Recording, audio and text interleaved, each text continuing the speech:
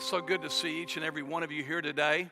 I don't know, I'm certain the answer to this is that you would agree with me that our hearts were really stirred by what we heard this morning. I've had a chance to visit with Tyler more about the trip and had a chance to talk to Selah more about the trip, and it's amazing what God did through them. 2005, I started an organization called Next Worldwide that mobilized high school and college students to plant churches all over the world. I'm sharing this with you because I can't see kids come back from a trip and it not stir my heart. Because I know as much as God did something significant through them, God did something significant to them. And some of you will process this trip for a very long time. We've had kids who've literally called me and said I had to pull over while I was driving because I was overcome by what God did on this certain trip that I just had to stop to cry. And I just want to say thank you as a church because I know that many of you prayed for them. I know many of you supported them financially. And what it says to me is this is a church that understands our need to expose the next generation to what God's doing around the world. Don't ever take that for granted. I'm also grateful for a youth minister who understands the need to expose his teenagers to what God is doing around the world.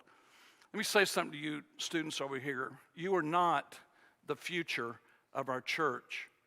You are our church today. It's very important for you to understand that. You're not the future of our church. You are the church today. And adults, what that means is we have a responsibility today to disciple, to love, to encourage them in their walk with Christ. Because in a very, very short amount of time, many of you here will be having leadership positions in churches all over the world. And I hope that we've done a good job as a church of discipling you and encouraging you. And I believe one of the greatest discipleship tools for the next generation is short-term missions. And in fact, I think short-term missions is a great tool for teaching students what it means to live missionally. Ladies and gentlemen, there are different ways that churches all across this country approach missions. Some churches approach missions as an event. In other words, missions is a way that we do certain things. When the reality is, missions is never described in the New Testament as an event. It's always described as a lifestyle. What we want to do is to give you mission events to teach you what it means to live as salt and light in the culture that God has placed you in. Let me tell you something. I have more ministry behind me than what's ahead of me. And I understand the critical need to pour our lives into you, those of you who will be carrying the banner of Christ long after guys like me are dead.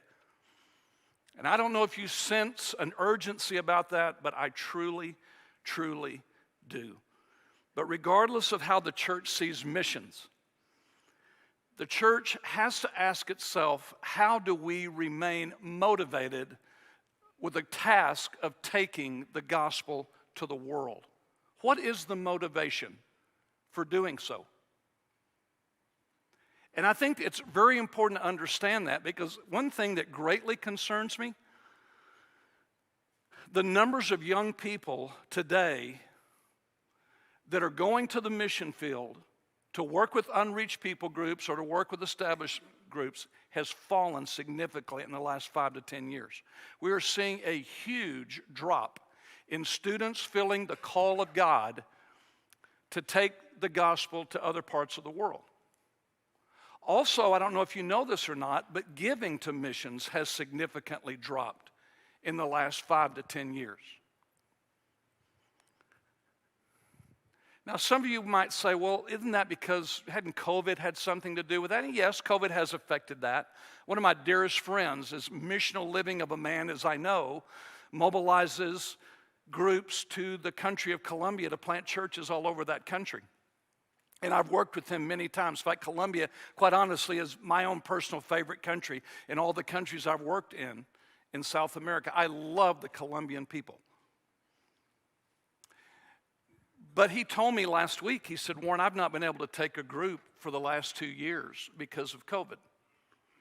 And so I understand, folks, that COVID has affected what we've been able to do around the world, but what I also want you to know is that decline was already in place before COVID started.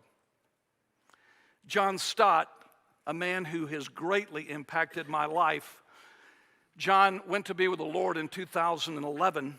He was an English clergyman, a brilliant theologian, a leader in the worldwide evangelical movement. He was also at one time named by Time magazine as one of the most 100 influential men in the world. Here's what he said. He said, the highest of missionary motives is neither obedience to the Great Commission or our love for sinners. I'm going to repeat that. I want you to listen to what he said. The highest of missionary motives is neither obedience to the Great Commission or our love for sinners. Now let me tell you what he was saying by that. He was saying it's neither programming or our love for people that is enough to keep the church motivated to taking the gospel to the world. Let's just be gut level honest this morning. There's some days we hate programs. There's some days we don't like people. It's true. You may be shocked that a pastor would stand up here and say that, but it's true. There are just days I wake up and I don't want to see anyone. It's not that I don't love people. It's just I don't want to be around people today. That's just the way it is. And don't look at me, some of you so pious, because some of you feel the same way. So it's not our love for people that's the motivating factor always, or our programming such as the Great Commission that is our motivation. Because one thing that we know about God, He is a God of movement. God in particular is a God of human movement. God is always moving for the glory of His name and for humanity to be redeemed. That's the gospel story. When the gospel came to you, it was on its way to someone else. So God is a God of movement. And if the church is going to continue to be relevant and to stay alive, it must join God in what God has created her to do. And so this morning, what I want to do is I want to share with you a reminder of some things.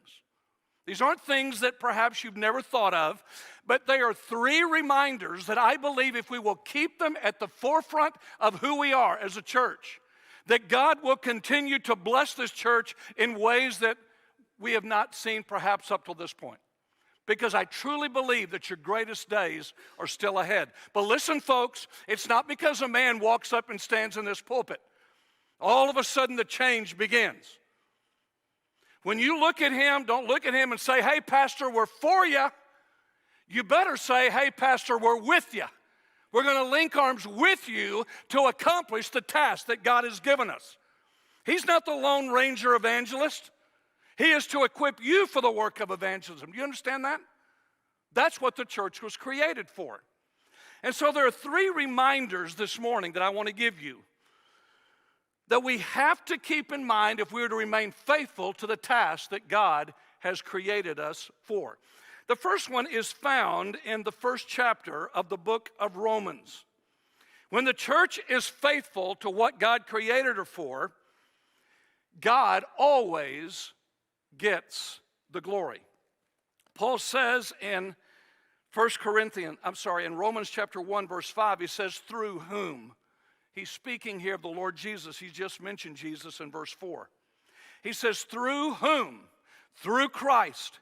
We have received grace and apostleship to bring about the obedience of faith among all of the Gentiles for what? The fulfillment of the Great Commission? No.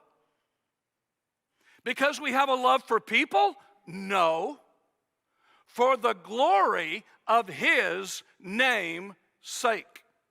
Paul describes here that the primary reason that the church is to fulfill her calling is that in their obedience, God the Father gets the glory.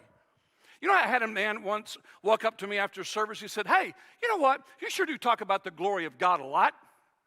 which is code for, I think you talk about the glory of God too much. And I said, well, I do talk a lot about, but I said, help me to answer this question. Whose glory should I talk more about? Should I talk more about people's glory? Oh my gosh, what in the world do we have to see in mankind today that we would say that needs to be glorified? Is it that we would glorify a country or we glorify a church? Who more than God deserves to be glorified? If you've got a great answer, come see me after the service. I'm dying to hear it. Because to me, the glory of God is everything to the church. She exists as a baby Kingdom Life Center to make his name famous to the world. Paul is saying here that he fulfills the calling that God gave him to the Gentiles so that God might be honored. Now, let me say this very quickly. There is both a creation aspect to missions and there is a called aspect to missions. I want to explain this to you. It's very important. Because when you, and I don't know who you are, but when I start talking about missions, there's some of you in here this morning, your little dial in your ear just went off. And you're thinking about what I'm going to have for lunch, or, hey, am I going to go see Jurassic Park today? Whatever it is that's on your mind, you're thinking about something else totally different. You know why? Because you believe that missions is for someone else other than you. You believe it's a calling for a select few. And so when you hear someone talk about missions, you just turn it out. There is a calling aspect to missions in this arena. I want you to listen very carefully. There is the aspect of some people being called. This young lady that we just showed on the wall, on the screen just a moment ago, she has a specific calling to work in a very dangerous place with a very dangerous group of people. That's called frontier missions. It's called pioneer missions. It's called working with unreached people groups. Call it whatever you want. There is a specific calling to work in that field. But listen to me. Just because there's a calling to work in some aspects of missions doesn't mean that you have to be called to do it. Do you understand that the moment that you surrendered your life to Jesus, you repented of your sin, you confessed your sin to him, you invited him to come in and have control of your life, you just became a missionary. So missions is more about what you were created for than what you were called to. Do you understand? Even though I'm very aware of the fact that there is a specific calling of God upon some people. For the Apostle Paul, it was the Gentile nation. For Peter, it was the Jewish nation.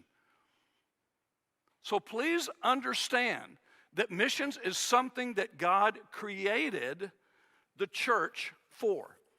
And John Stott goes on to say, we should be jealous for the glory of God. We should be troubled when the glory of God remains unknown in our world. We should be hurt when the glory of God and the honor of God is ignored. And we should be indignant when the name of God is blasphemed. Are you indignant when the name of God is blasphemed in your world? You should be. And it ought to bother you that there are places on the face of the earth that have no gospel witness whatsoever. He goes on to say, what more noble cause can the church embark on than being an instrument of God to make his name famous? So when the church is faithful to what she was created for, the Father's glorified. Second of all, and this one includes you, so I think you'd be interested in this one, God gets the glory, but you get the gladness. In Psalm, second one here, in Psalm chapter 16, the psalmist said, you will make known to me the path of life. In your presence is fullness of joy. In your right hand, there are pleasures forever. It's the middle part that I want you to look at. He says it's in your presence that I find what? My fullness of joy. Ladies and gentlemen, the world cannot give you joy. It can give you temporary happiness, but it can't give you joy. Joy was never designed to be found apart from Him. God made us, and He gave us a choice as to whether we would acknowledge Him or worship Him. But let me tell you what a sense of humor God has. Some people think God doesn't have a sense of humor. Oh, He really does. Because He created you to make choices. But guess what? He also put this gigantic hole within you that will never be filled by anything other than Him. And you can chase whatever you're chasing today, and like Jeremiah said, you are pursuing an empty phantom, like eating a big wad of cotton candy. You ever been into a big wad of cotton candy and bite into it and go, where did it go? Anything you are pursuing, and I'm pursuing other than God, is cotton candy. It may taste sweet for a season, but it brings no lasting joy. When God is glorified, I get satisfied. I want you to listen to what John Piper says. He says, when we exalt ourselves, we are distracting people from the only one who will give them true and lasting joy. Did you hear me? Anytime you attempt to put the focus of your life or you're focused on something other than God, you're attempting to rob people of the one thing that will give them true joy. As a parent, I didn't teach my children to make much of themselves. I taught my children to make much of God and the gifts that God has given them to honor God in that process. My middle daughter, Amy, is sitting down here today with her husband, and I am so proud of her. She has her own company. God has blessed her out unbelievably beyond what we thought and asked, but she's always very, very, very faithful to make much of the God who created her. That's why God's blessed her. He doesn't bless her so that people talk about how great she is or what all she's done. It's a platform that God's given her to make His name famous. Does that make sense? If you're going to raise kids and make their life all about them, you're not going to like them when they become adults. You're just not. But you teach them that they were born because God wanted them here to honor Him for a very specific time, and He's given them a skill set to make His name famous. You'll have kids that you enjoy growing old with. So when God is glorified, we get the gladness. Matt Chandler put it this way. He said, when we try to get others to focus on us, we literally become nothing more than glory-stealing rats. That's a little harsh, but it's true.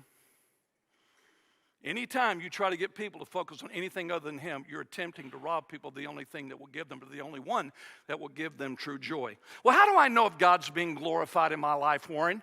How do I know that? Ask yourself this question. It's very simple. Am I satisfied with Him? Am I satisfied with Him? C.S. Lewis put it this way.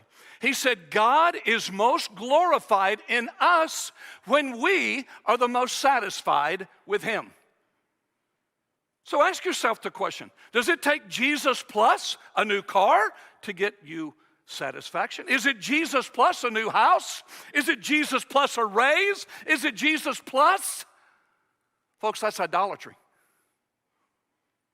Until you and I get to the point where it's Jesus and it's only Jesus that satisfies me, then and only then will I discover this true joy that the psalmist is talking about in Psalm chapter 16.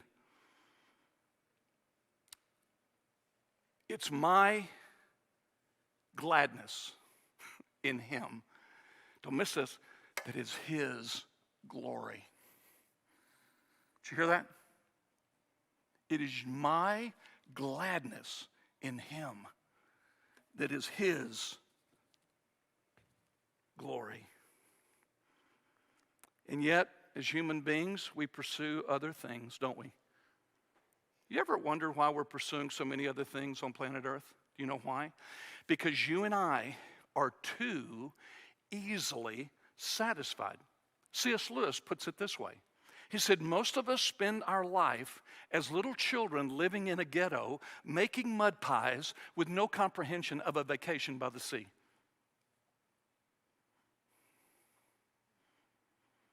Let that sink in. We spend our days pursuing things, making mud pies, not even thinking about the fact there's so much more that God wants to give each and every one of us. So when His passion is, when our passion is His glory, then our path is our gladness. There's one final thing I want you to see, and I'm through. God gets the glory. We get the gladness, but I want you to look at Romans chapter 15, verse 8 and 9. People get the gospel.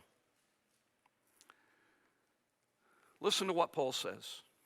For I say that Christ has become a servant to the circumcision on behalf of the truth of God to confirm the promises given to the fathers, and for the Gentiles to glorify God for His mercy. For it is written, therefore I will give praise to you among the Gentiles. Do you know why God gave the gospel to the Gentile nations? Number one, God would be glorified. Number two, that the Gentiles, us, would get the gospel.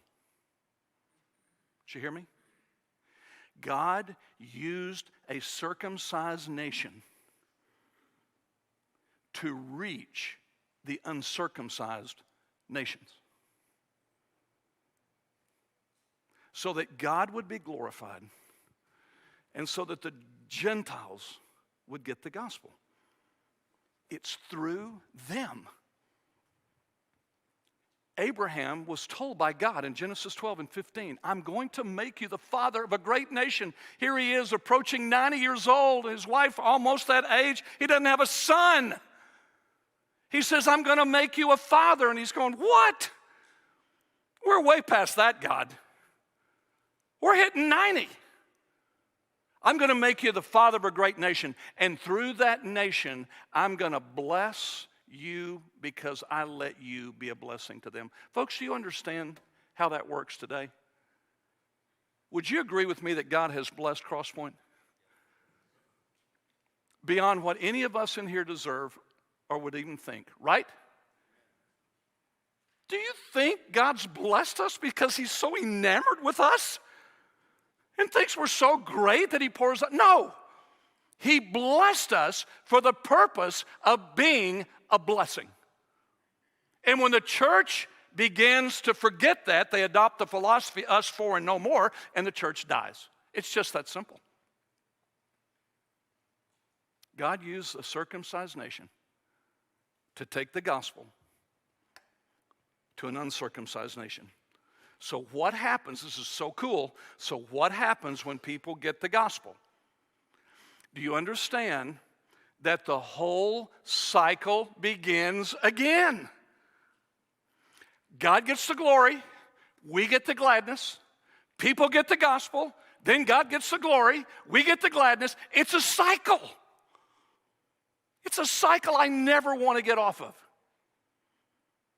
It shows us what happens when we're obedient to what God created us for.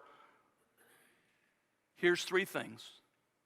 God gets what He desires. We get delight, and people get what they don't deserve, which is what we got, which is the gospel. But it will never happen until you and I are willing to be traitors. Watch this video.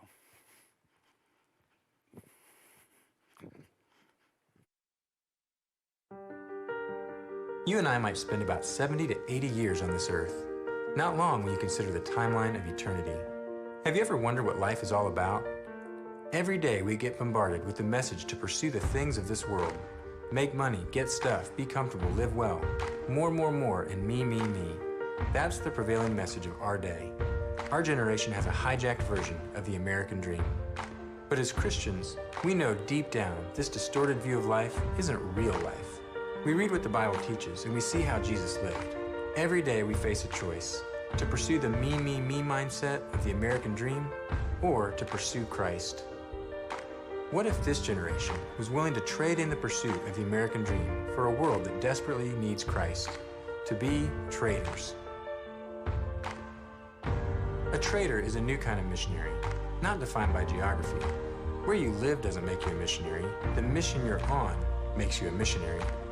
Being a trader is a movement that requires us to live out our faith, not just talk about it. As a trader, we must choose daily to sacrifice and be intentional with our time, money, and skills. We can be like the Good Samaritan in the parable. When we're on the road of life and see someone in need, we choose to help. We follow Jesus' instructions to go and do likewise. A trader must hate injustice and find specific ways to bring the hope found in Jesus to desperate situations. It's easy to identify what you hate. What makes your heart break and your fists clench? A trader sees work as worship. Everything you do in life, including your job, can be an opportunity to worship the God who created you. Because God is glorified when we use our God-given passions and skills with excellence. And finally, a trader must act swiftly because the time is right now. The result of all this would be a generation of traders who are making choices with their time, money, and passions that are kingdom-focused and not self-focused, so that our short time here can have an eternal impact.